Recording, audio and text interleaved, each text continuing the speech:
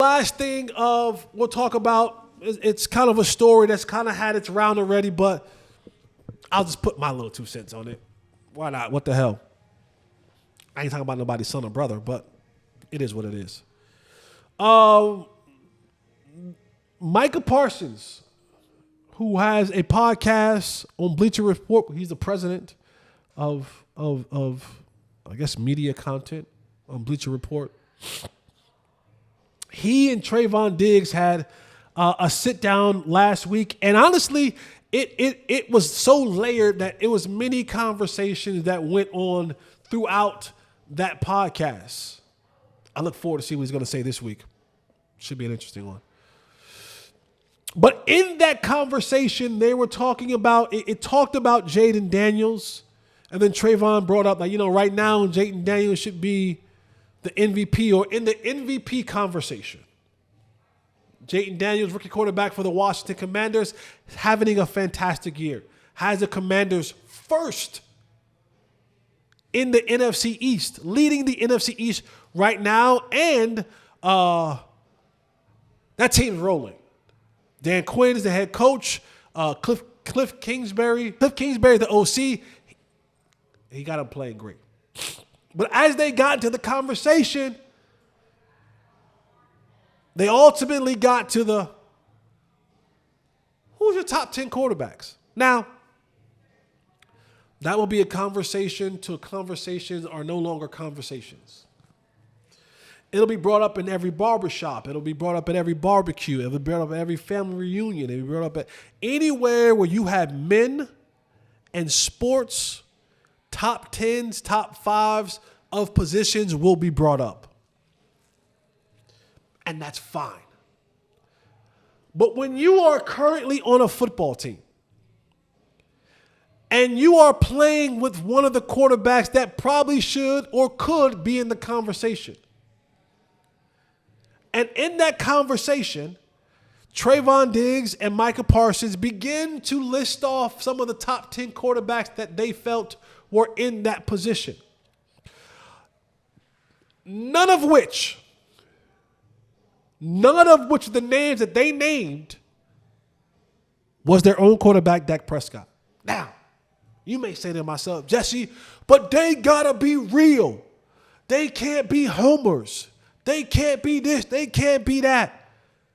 I'm not saying that you have to be a homer. Not saying that at all.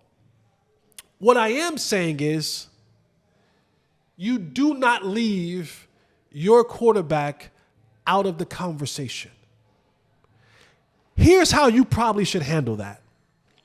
When you begin to start naming top 10, top 5 quarterbacks, and I am currently on the team with this quarterback. This is a guy who I've consistently praised as being our leader, as being a dog, as being whatever it is. You say to whoever's listening, hey, I'm telling y'all off top, Dak's number 1 for me. That's my dude. I'm riding with Dak. Or you say, that's my dude. I'm ready to go to war with Dak any day of the week. He's the guy that I'm ready to battle with. And you can begin to list off attributes, all that you want. And then you can name other quarterbacks. That still gives you a level of credibility. It still gives you a level of realness. But to flat out not mention your quarterback at all in the conversation of top 10 quarterbacks in the league, and then you name quarterbacks like Sam Darnold and other quarterbacks who are playing well, who your quarterback can be equal to or better than. It's just another one of those things where it's a bad look. It's a bad look. You're always supposed to take care of your own, especially your quarterback. Even if he isn't playing to a top 10 level, there's ways that you are supposed to protect your quarterback, your teammate, your brother. Without being homerish, you can sit there and be like, oh, no, he's number 1. All right, that's homerish. But you can mention him in a positive light and saying, man, I'll put Dak up against any one of these quarterbacks. If I had to face any one of these quarterbacks, I like my chances with 4. 4 gives us a chance to beat any one of these quarterbacks. With 4 leading us, bro, we could beat any of those teams or those quarterbacks that we named. However you want to put it. However you want to put it. But to rattle off name after name after name after name and never mention your quarterback's name, who can arguably be in the conversation?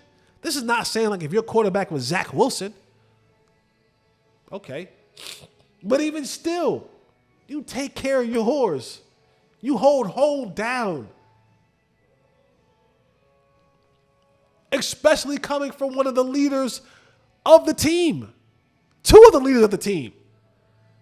At least two of the 5 high-profile players on this team. You go up against Dak every day in practice. Your response should have been, boy, man, I don't know who we going to name, but the dude I go up against every day in practice is a dog. The dude that wear number 4, I'm in the foxhole with him. I don't care who y'all name. I don't care what y'all name. I don't care what name y'all say. Yeah, Patrick Mahomes, of course. Is that better? No, he's not. But I would say, like, you know what? Shoot, Patrick Mahomes might be the best quarterback in the league. But if we got to go face Patrick Mahomes, give me 4. We gonna go to battle. He gonna give us a shot.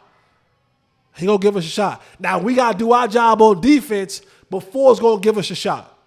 There's multiple ways that you can go at this thing.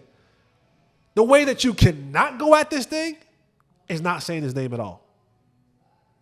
But that tells you, like I said earlier, just where this team is at as a whole. They're not like this. They're not one band, one sound. They're not CMB and my brother's keeper. They're not that. They're not. They're a bunch of 53 brands. And then I guess we'll come together on Sunday and try to get this thing to work. That's my 2 cents on that, man. There's ways you could have done that. But I guess they're learning.